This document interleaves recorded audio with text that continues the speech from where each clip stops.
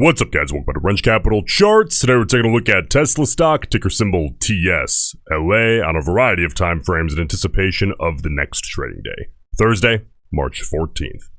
Alright guys, Tesla stock here today down $8.06 a share. That's minus 4.54%.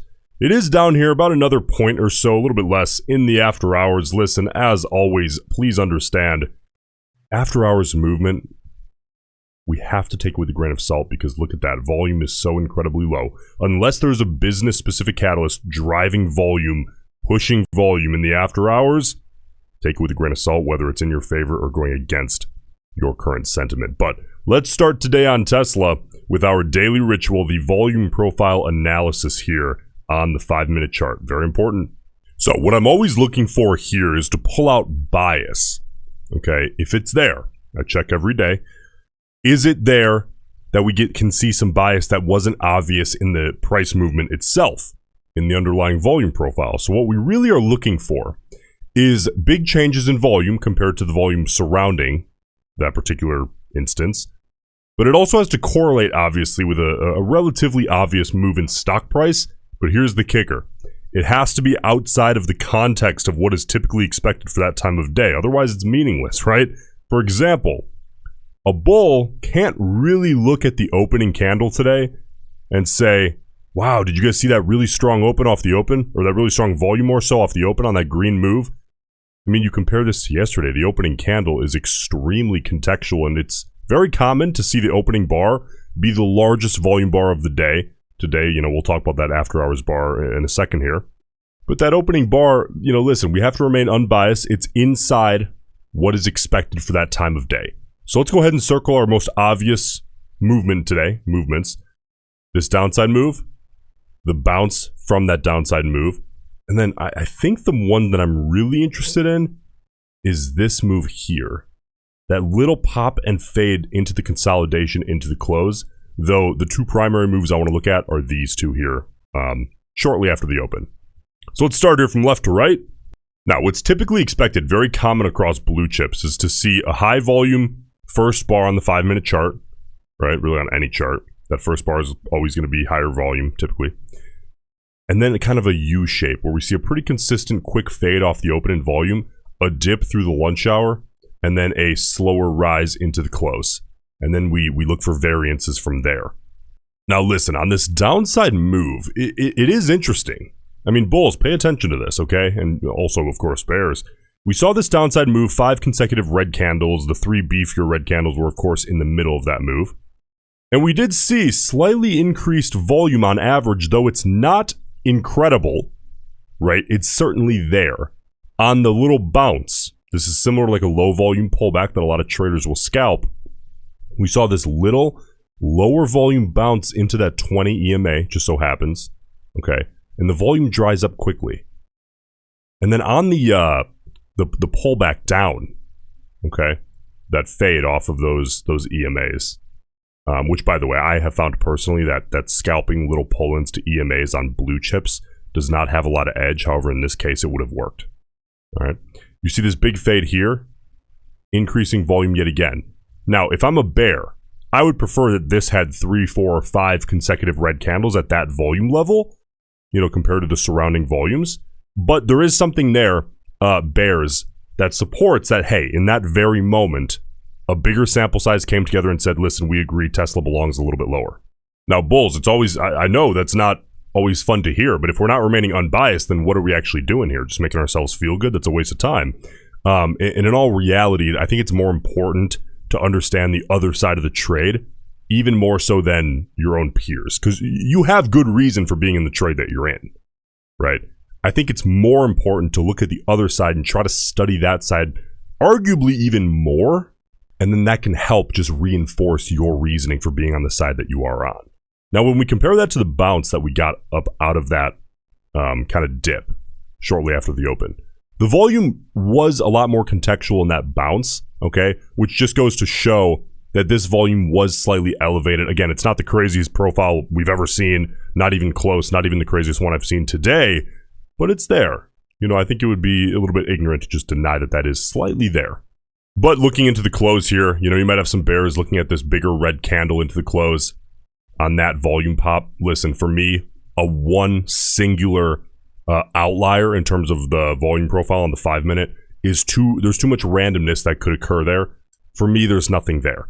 Now, bears, I wish I had better news, but if this were 3 or 4 in a row, that's pretty clear. But it's one. There's too much randomness. It could have been a battle. You do have a small wick at the bottom of that candle, sure. This immediate big green bar after the close, there's an explanation for this, and it's relatively simple. This is really common, especially as of late on blue chips. A lot of times, a really, really big bar, I mean, we're talking like 50 million on that first bar after the close, is a data glitch. That comes from one of the few data suppliers on the street that provides most of the brokers with data. It gets pushed to multiple brokers, people think it's legitimate, and it confuses people. This is likely not that. This big volume bar is likely just institutions and funds rebalancing, which is often done immediately after the close. Now, let's move on here to the self-fulfilling prophecy psychological levels that I'm paying attention to here tomorrow as we head into Thursday. Now, yesterday, which was Tuesday, of course, we did give up the 50 period. But we didn't do so definitively. It was the last bar of the day. We gave it up, closed below it. Now, early this morning in pre-market, we faded off. Take pre-market with a grain of salt. Volume is almost not existent that early. You can barely see it, especially if you're on a phone. And we faded away throughout the day. Now, first of all, the 30-minute chart, very common chart. The 50 period and 200 period moving averages, the most common indicators you could possibly slap on a chart. That's the only reason I'm interested in. Self-fulfilling prophecy. We're studying psychology here more than anything. Okay, I want to look at what people will be making decisions around. Currently, in the after hours, Tesla is about 3% away from making another test of that 50 period to the upside. On top of that, I do expect the 50 period to continue lower through tomorrow because that's the trend that it's already on, right? And typically you'll see continuation from the after hours into the next day unless you get a big volume change in direction. So it's likely to require less than a 3% move to get up for a test of that 50 period if Tesla is able to retain where it currently is in the after hours. Bulls, best case scenario here tomorrow is a rip upside on big volume, of course, right? But that's not the reason why I'm saying this. A rip upside through the 50 period on as much volume as possible, and then a low volume, average or below average volume retest of the 50 period while the 50 period flattens out or begins to curl back upside, and then a high volume pull away from that retest. That's a rip through, a reclaim as support, and a high volume confirmation. That's a beautiful thing. I mean, listen, a reclaim of the 200 period as well in a single day, we can't completely write that off. It's about a 5% move away, 4.85% as of right now. But today was a 4.54% to the downside move from Tesla with added move in the after hours. So like that's not out of the ordinary. Tesla's a volatile name, so we have to consider all the options here. It's a possibility. Bears, really quick, your best case scenario. Any upside test of the 50 period, of course you want to see a hard high volume, just immediate rejection. Okay, on as much volume as possible. Big sample size comes in and says, no, we're not ready to reclaim that yet.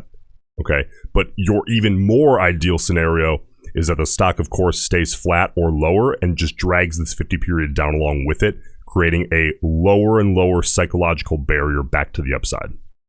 All right, just one factor of many, of course. Let's move on to the 4-hour chart and take a look at this one. You can see that this one's slightly less contextual, but just really quick, that 50 period is going to be slower to move on the 4-hour chart than it is the 30-minute chart, of course. It's about a 9% upside move for a retest of that. It's going to be well outside of the ATR, the average true range of Tesla. But listen, bulls, if you're looking at the 4-hour tomorrow, best case scenario that I would like to see is just a flattening of that 50 period as much as possible. Don't let it come down too much too fast, because that's just an additional psychological barrier that could help add doubt to some of the bulls' psychology. We don't want that. We want as much room as possible back to the upside before hitting any psychological barriers, or at least as little as possible.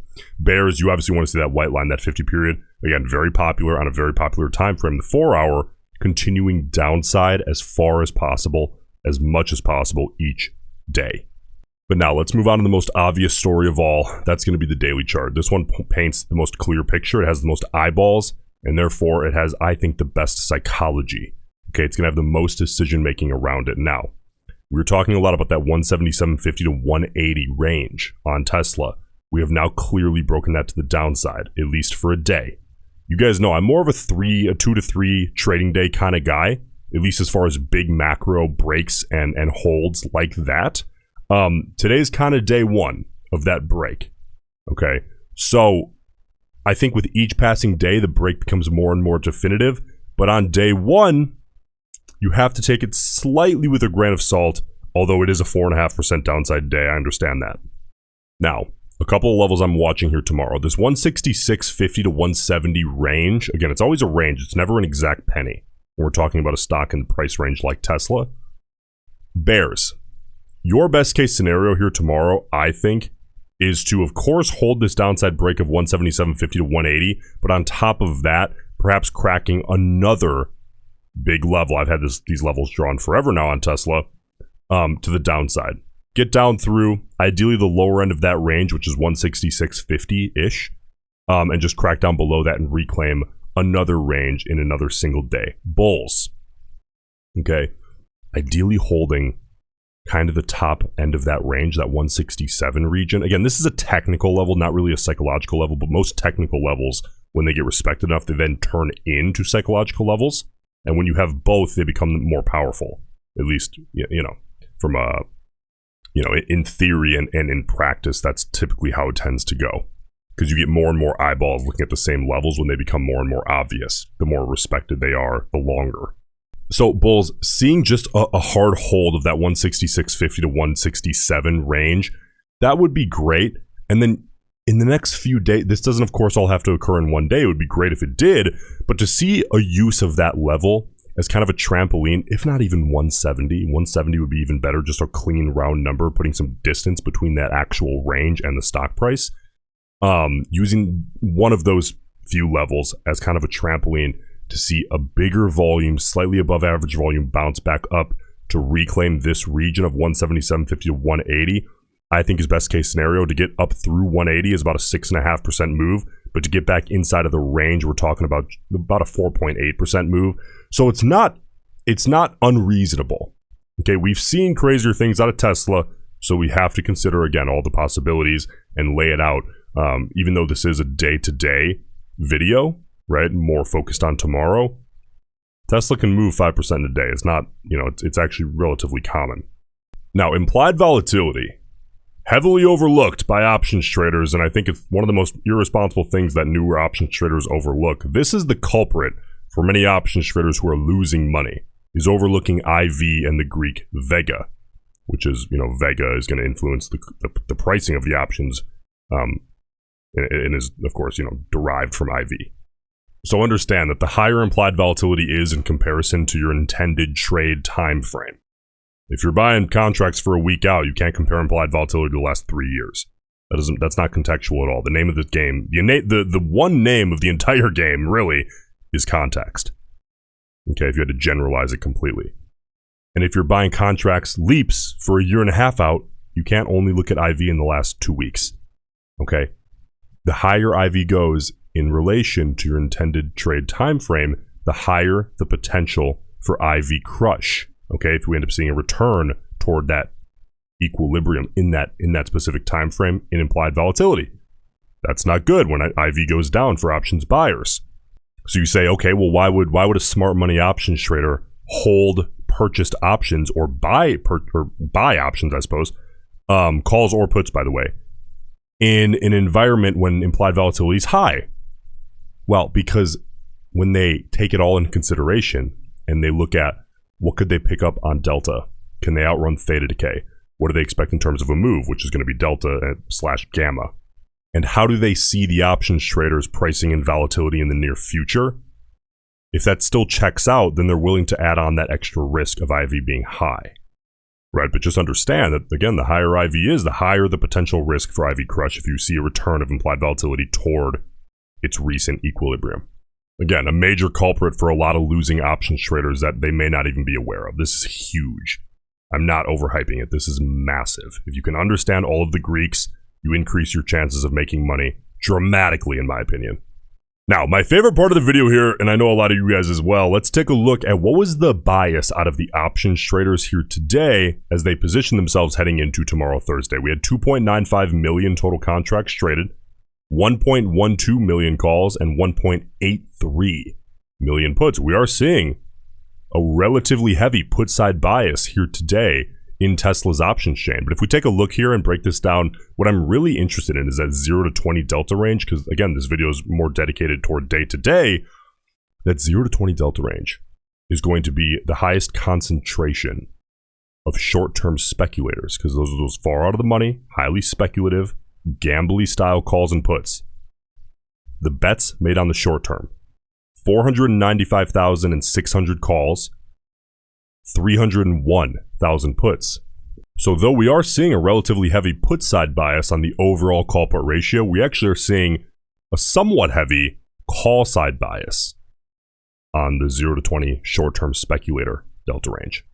Listen, if you got value out of this video, please subscribe to the channel. I greatly appreciate it, and I'll see you in the next one.